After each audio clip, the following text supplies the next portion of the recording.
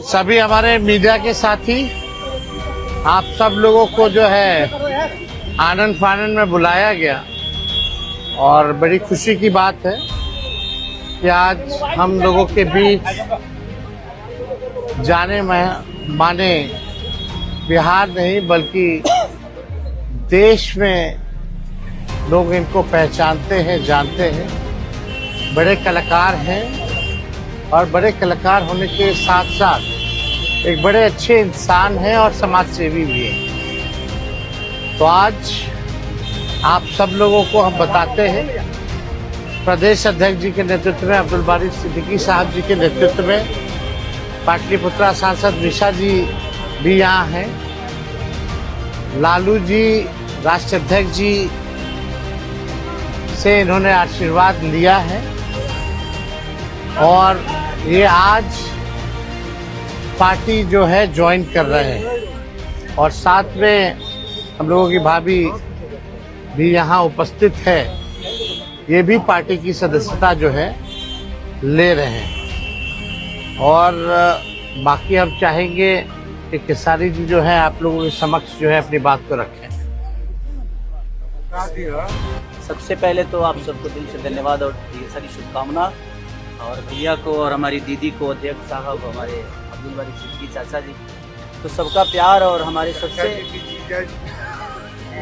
हमारे अभी भैया हैं जो कि हम लोगों के बड़े भाई हैं, उन्हीं के जीजा हैं, तो हमारे भी जीजा ही हुए।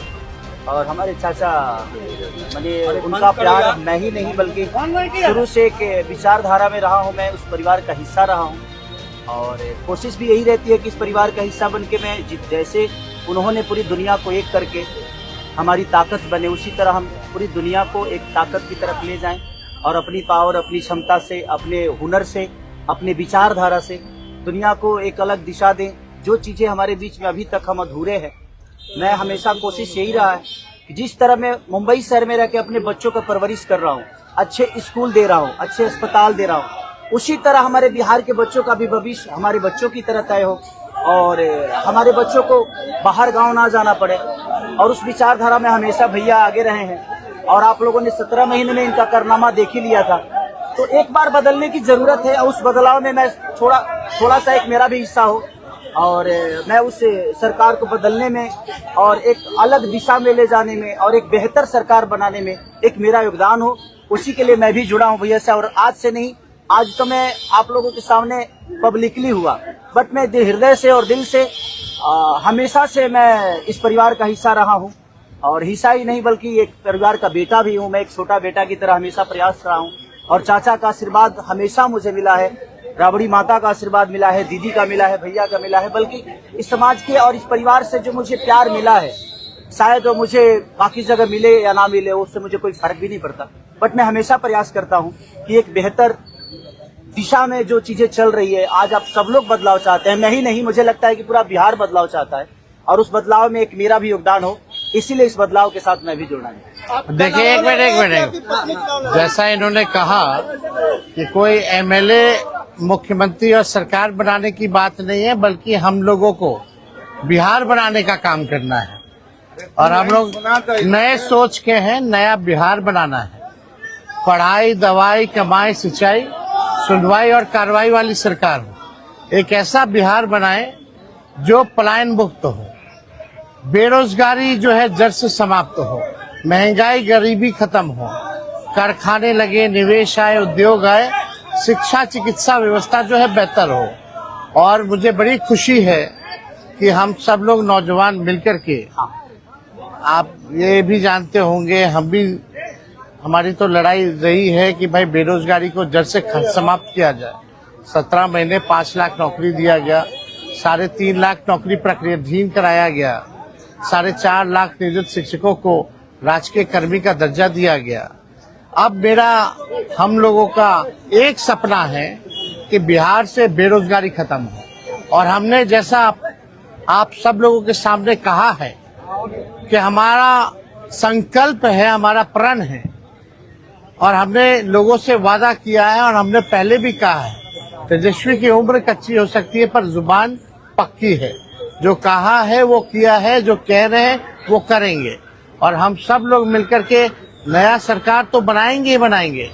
और 14 नवंबर के बाद से हम आपको बता दें कि 20 दिनों के अंदर एक कानून बनाया जाएगा और वो कानून ये होगा जो हमने पहले भी कहा था, जिस परिवार में सरकारी नौकरी नहीं है बिहार में, उस परिवार को एक सरकारी नौकरी हम लोग दिलाने का काम करेंगे।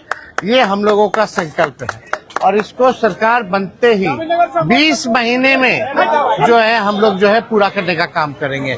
तो कोई सवाल है तो पूछ सकते हैं। जी, कल आपने कहा कि अभी तक चुनाव लड़ने की बात नहीं हुई है, हमारी पत्नी नहीं बोली है। क्या हुआ कि एक दिन में पत्नी मान गई और फिर आज आप मीडिया के सामने आकर कह रहे हैं मना रहे थे? नहीं, देखिए, जहाँ तक बात है, मैं पत्नी को जितना समझता हूँ उतना ही ये भी मुझे समझती है। इनको भी पता है कि ये मेरे साथ छठ तो मना लेती है, बट बिहार की बहुत ऐसी औरतें हैं जो अपने पति के साथ छठ तक नहीं मना पाती है, दिवाली तक नहीं मना पाती है, होली तक नहीं खेल पाती है। तो मैंने इनसे बोला कि बिहार बदलाव की तरफ जा रहा है। हम चाहते हैं कि हमारे यहाँ के माता बहन बेटी 24 घंटा अपने पति की सेवा करे और 24 घंटा अपने परिवार के साथ वो पति रहे, वो इंसान रहे। तो ये तभी संभव है जब हमारे यहाँ रोजगार होगा। तो उस बेरोजगारी को खत्म करने के लिए मैं आपको आगे करना चाहता हूँ। तब इन्होंने उस बात को समझा और उसके बाद हम लोग आए हैं और प्रयास है कि हर वो महिला, हर वो बेटी, हर वो बहन, हर वो भाई, हर वो बेटा अपने पिता के साथ रहे, हर वो बहन अपने पति के साथ रहे, हर वो भाभी अपने भाई के साथ रहे। तो मेरी ये प्रयास है कि आजीवन जिस तरह बाकी शहरों में लोग अपने पति पत्नी के साथ, अपने परिवार के साथ, अपने माँ बाप के साथ रह के और खुशियों के त्योहार में रहते हैं, उसी तरह हमारा बिहार भी कोई जाए ना, गुजरात के लोग यहाँ आकर काम करे, कलकत्ता के लोग यहाँ आकर काम करे, दिल्ली के लोग यहाँ आकर रोजगार करे। हम यही चाहते हैं और इस संवाद के साथ आप सबको देते हैं। चुनाव आप लड़िएगा या पत्नी लड़ेगी?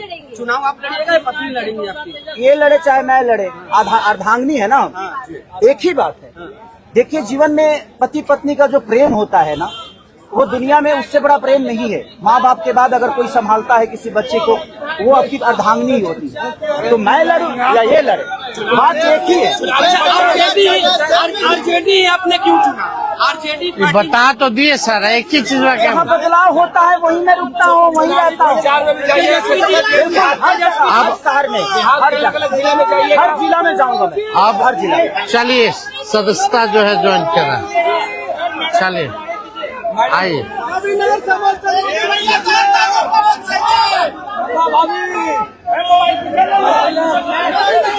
चलिए, बहुत शुक्रिया, चलिए शुक्रिया।